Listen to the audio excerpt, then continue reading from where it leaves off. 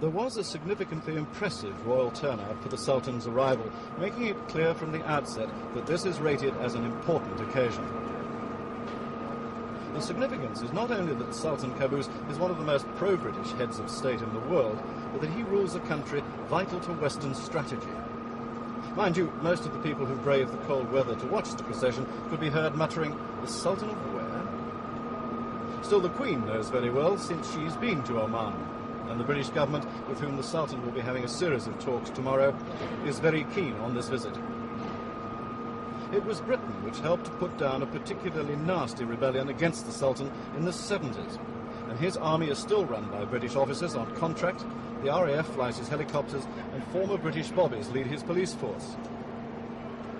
The strategy comes in because Oman controls the narrow straits of Hormuz, through which every oil tanker must pass on its way to and from the Gulf. Indeed, it is one of the Sultan's pastimes to sit on the terrace of his palace in Muscat and count the tankers as they pass, one every 45 seconds.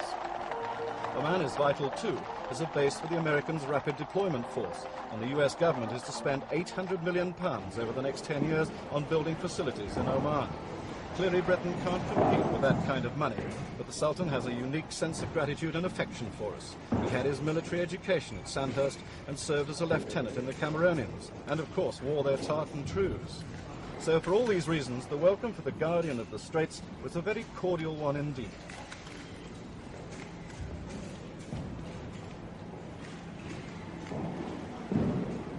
Later, amidst extraordinary security, the Sultan went to Westminster Abbey to lay a wreath on the tomb of the unknown warrior, a duty which must have reminded him of his days with the British Army. Another reminder was that he then listened to an Anglican prayer in an Anglican cathedral.